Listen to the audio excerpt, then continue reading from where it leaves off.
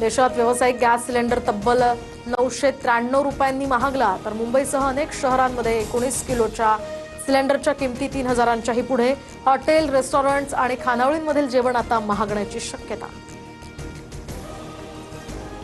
जनतेला निवडणुकांचं बिल मिळावं, कमर्शियल सिलेंडरच्या दरवाढीवरून राहुल गांधींचा केंद्र सरकारवर हल्लाबोल.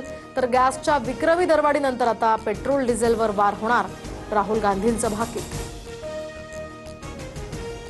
मुंबईत एका मोठ्या आंतरराष्ट्रीय ड्रग्ज रॅकेटचा पर्दाफाश. 1745 कोटींचे 349 किलो कोकेन एनसीबीकडून जप्त. खुद्द केंद्रीय गृहमंत्री अमित शहांकडून या कारवाईसंदर्भात ट्विट. राज ठाकरेंना अश्लील शिवीगाळ आणि धमकी देणाऱ्या कांदिवलीतील परप्रांतीयाला मनसैनिकांचा चोप. तर मनसे कार्यकर्त्यांनी मारहाण केल्यानंतर या व्यक्तीनं राज ठाकरेंसह मराठी माणसांची माफी मागितली आहे. पवईमध्ये गटार साफ करणाऱ्या कामगारांना भरधाव टेम्पोची धडक. पवईच्या मोरारजीनगरमधली धक्कादायक घटना. अपघातात 2 कामगार गंभीर जखमी. रुग्णालयात त्यांच्यावर उपचार सुरू.